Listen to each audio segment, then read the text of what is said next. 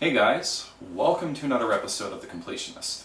So for this episode guys, I just wanted to share with you one of my favorite video game memories.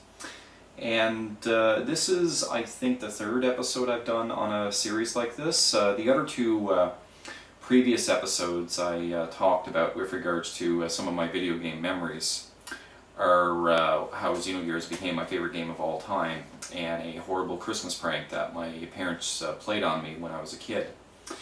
But for this video game memory that I wanted to share with you guys, I wanted to talk to you about how a game very unexpectedly played a very important part in my life. And even to this day, I'm surprised I got into this game myself, and I wanted to tell you guys the story associated with this game and why I love it so much. And the game that I'm going to talk to you about, it's something that I briefly mentioned on one of my other videos, but that game is Dance Dance Revolution. Now, I have been an avid player of DDR since 2003, and to be honest, I can't really see myself ever getting into a game like this because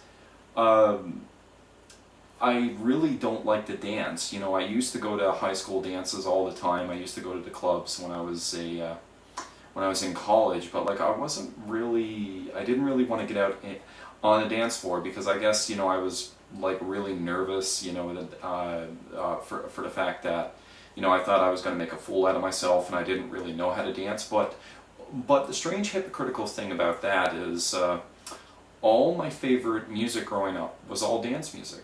All the 90s Euro dance music that used to come on, I used to listen to that all the time, and you know, all these big club hits, and they were absolutely some of my favorite music, and there was always a part of me that always wanted to be good at dancing, but I just never was. I never had the confidence to actually get on the dance floor and did dance. And you know, sometimes a girl would ask me to dance, and sure, you know, I'd get up, but I wouldn't do anything fancy. I'd be two-stepping all the time. But it's just strange because, as I said before, I would have never ever seen myself get into this series whatsoever. Because my first exposure to this to Dance Dance Revolution was when I had went to St. John's in 2003, and when I went there, I went to the local arcade, and when I went to the arcade there in the Avalon Mall, one of the arcade machines that they had was Dance Dance Revolution USA. And you know, I had never seen anything like it. You know, I'd never seen an arcade game like that before. And when I went to the arcade, I just watched people play it. I was completely mesmerized by it. But I just never had the courage to really get up and play it. It's just that, you know, I spent a good half an hour, 40 minutes, you know, actually watching people play this game. And one of the reasons why I was so drawn to it is because in DDR USA, they actually had some of my favorite Euro tracks. Like one of my favorite Euro dance songs from the 1990s is Dub I Dub by Me and My. And when I realized that that machine had that song and I watched people play it, I was, as I said before, I was completely mesmerized by it. And but I just never had the courage to actually get up and play the machine because I never knew how to play it, and you know, I didn't really want to make a fool out of myself, you know, in front of other people, and that was pretty much my only exposure to DDR at the time. Now, when I had moved into St. John's and to do a semester of university after I got my university degree, you know, my parents wanted me to try to go for a secondary university degree, and I was kind of on the fence about it. I was kind of already burnt out, you know, getting my Bachelor of Arts in Environmental Studies. I really didn't want to go to school again, but my parents said, listen, while you're out in St. John's, you might as well just try another semester just to see if it's something you're interested in. So that's what I decided to do. And when I got into St. John's, I ended up, getting involved with like a whole group of people who were really good friends at the time. And some of us are still friends, but like others, we're not really much in the way of friends anymore. We kind of gone off in our separate directions. But I got involved with this really cool group of people that were into anime, video games, and all the other things that I was interested as well. And to this day, I still remember when I actually tried playing DDR for the first time. And it was Halloween night of 2003. So, and it's actually pretty humorous actually what happened. How it went is we went to the Anime Society at Memorial University to watch the Halloween showing. They'll usually show Halloween-themed anime. And when the Anime Society get-together was over, it was kind of like 10, 11 o'clock. And, night was still young, and I said, what's everyone else going at? And he says, well, our friend Will, he's kind of got a get-together at his house, and if you want, you can come with us. So I said, yeah, sure, why not? Like I said, night is still young, and let's go down there and see what's up. So when we got to his place, I remember I was sitting in the back seat, and I was just basically, I got out of the car, and I was waiting for everyone else to get out. But I had my hand on top of the door. And what I didn't realize is the girl that was with us, her name was Ashley, and she actually slammed the door with my hand on top of it, and it actually crushed one of my fingers. And it started bleeding and hurt like fuck. So we ended up walking to Will's house, which was just like across the street there. And I said, man, listen, I'd like to join you, but I need a Band-Aid. I need a Band-Aid, or I need some painkillers, or I need something really badly, to kind of take the pain away. So I ended up going to his bathroom, and he got me a Band-Aid, and I took a couple of painkillers, but I think they were really strong. Because I was kind of on some kind of medical high or something along those lines.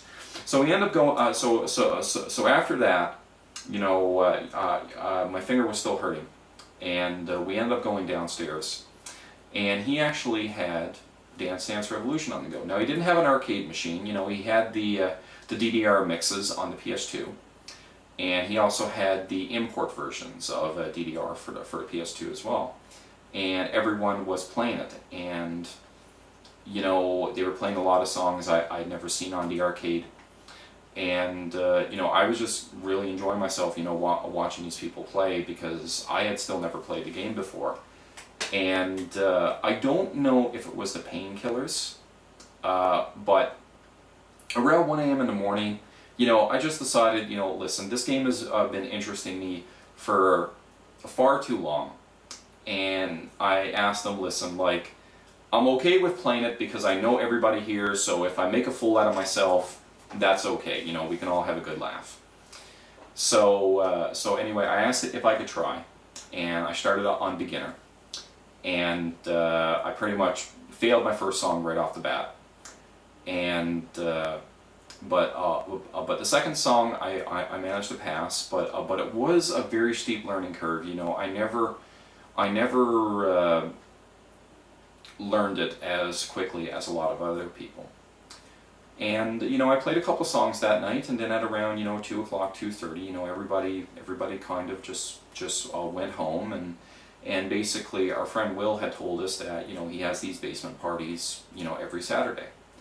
So between 2003 and 2006, for 3 years, every weekend or every second weekend, we would always go down to his basement. And there would be a huge group of us, like anywhere from 10 to 20 people. And we do everything. We would watch anime, we would play Magic, we would play DDR. And over those 3 years, I steadily increased my DDR skills.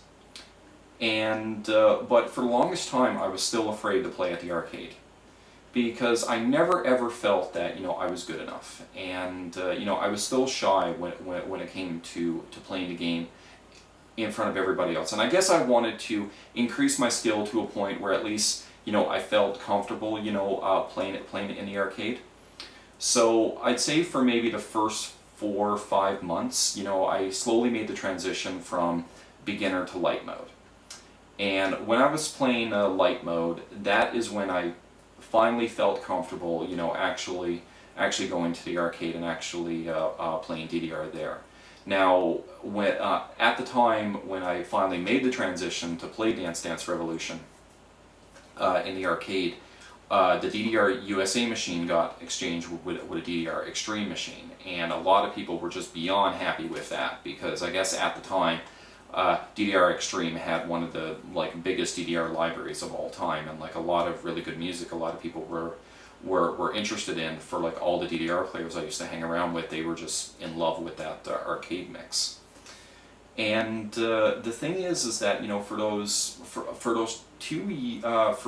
the almost 3 years that I played it consistently all the time, because not only did I used to go to these basement parties every Saturday or every second week, but I used to go to the arcade at least twice a week. And the thing is that one thing that you got to understand is, I used to play a lot of sports back in high school, but when I made the transition in university, I didn't really have a lot of free time for extracurricular activities, and I didn't play sports as much. And unfortunately, I put on a lot of weight during the 4.5 years I spent in university. I think when I graduated high school, I was maybe 180, 190, but by the time I finished university, I was 230 pounds. But during those 3 years I played DDR, I ended up losing anywhere from 15 to 20 pounds, and I ended up going from 230, 235 down to 210, 215, because I never ever consider myself, the type of a person that would go to a gym. I guess, for me, if exercise isn't fun, if it's not fun what I'm doing, then it's not worth doing to begin with.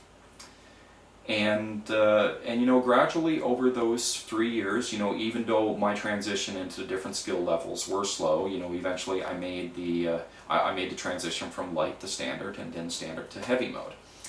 And but I was never one of the top players, in the province, or in the city. Even to this day, I haven't passed a 10-footer difficulty song. I think the most difficult song I think I've ever passed out of all my years playing DDR was Cartoon Heroes, which is often regarded as the most difficult 9-footer throughout the game, especially during the old days. And but it was always a constant part of my life, and I think one of the reasons why I loved it so much is because, the group of friends that I hung out with at the time, we were just a great group of people. And it's just so funny, because we just have so many memories and so many stories from the arcade, because a lot of us were in our early to mid-20s, so we were often considered as the old group playing DDR in the arcade, when there were a lot of teenagers and 14, 15, 16-year-olds playing. And there were a lot of people that did not like us. And we used to have these little rivalries, with these teenagers, and it was just all in good fun. But there was always arguments, over people whoring out the game, and skipping the line, and we used to put our dollar coins up against the machine, and we used to have to mark them with Sharpie just to make sure we knew whose turn it was next. And one of the funny things about our huge DDR group, because consistently it consisted of 9 to 10 people, and we all had our own little code names. Like we used to base it on anime characters or you know, things within the Dance Dance Revolution game itself. And my code name, for as silly as it sounds, was Angel with Healing Vision. That's or nickname Angel. Because one of my favorite songs on the machine, even though it was one of the hardest 9-footers, was Healing Vision Angelic Mix.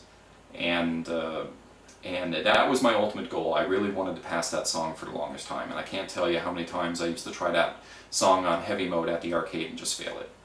And but just so many hilarious stories from the arcade. A lot of the teenagers, you know, we used to go up against, you know, didn't have any money. So if one of us played single player mode, then they'd get on the second player and they'd be like a shadow. Like they dance to the steps without actually putting in the money, and like I guess a lot of people actually hated that. And but despite all my skills in DDR, even though my skills are very limited at best, you know, there were always certain dance steps I always had trouble with. I always had a hard time learning, and I think the one kind of dance steps that always gave me the most trouble was crossovers. I had a really hard time adjusting to crossovers because there were some step patterns that I actually double stepped, and when you double step, it actually tires you out a lot more. And learning crossovers and learning how to do them correctly can actually make you not expunge as much energy as what you normally would. But I never really perfected the art of doing crossovers, despite all the years that I've been playing. But eventually, you know, besides playing DDR at the during the weekend parties at Will's and playing it at the arcade, eventually I bought one of Will's old pads, one of his old Cobalt Fluxes, and usually on my days off I used to play the home versions on the PS2 myself. So, you know, during those between October of 2003 and August of 2006. I was literally playing DDR anywhere from like three to four times a week, and you know, for all that time, you know, I was really enjoying it, and it's always remained a very important part of my gaming life, because I don't really get a chance to work out that often, you know, because of my hectic work schedule. I don't really have much of a chance to go to the gym. But one of the things I will always love about DDR is that it's great exercise, but you know, it's a lot of fun as well. And even to this day, you know, I'm a lot heavier than what it was back in my DDR prime. You know, like the lowest weight I got down to was 215. I'm 245 right now. But and even though, despite the fact that I do work away from home, I don't get to play DDR as often as what I do, but every time I go home, I always try to make a few days, or at least every second day, to try to get back into it. And especially for this almost month that I've been off, you know, ever since the Fort McMurray wildfire situation, you know, I've been playing it every second day, or like every third day, and I am slowly starting to get a lot of my skills back, because during the times in which I didn't play it very often, you know, I would only usually try 7 or 8 footers. But now that I've been playing a lot more often, I'm actually getting back into playing the 9-footer songs right now, and I'm actually starting to pass the majority of them. So even with me gonna turn 36 in a couple of weeks, you know, I'm still regaining some of my DDR skills back. But even though I'm going to be leaving to go back to Alberta in a couple of days, you know, it's just the harsh reality of the situation. You know, there's no place in Fort McMurray to actually play DDR, because if it was, I'd definitely be going there, you know, on my days off to actually play it. But thankfully my work keeps me active enough. But unfortunately, because of my hectic work schedule, sometimes my eating habits can suck. So anyway, guys, that is pretty much my story regarding Dance Dance Revolution and how it played a very important part in my life. So anyway, guys, in closing this video, you're in for a special treat. I'm actually gonna give you about 7 to 10 minutes of DDR footage, and you're gonna watch me play the game firsthand. So I hope I'm not too much of an embarrassment, and I hope you enjoy me playing DDR here at home. So anyway, guys, down to the basement.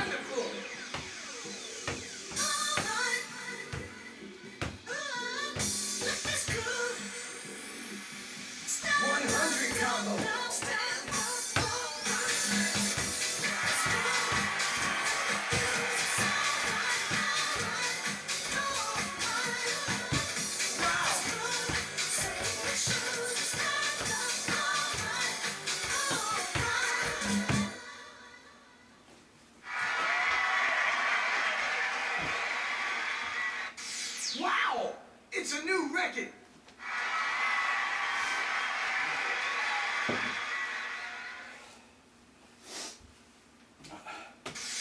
Select music!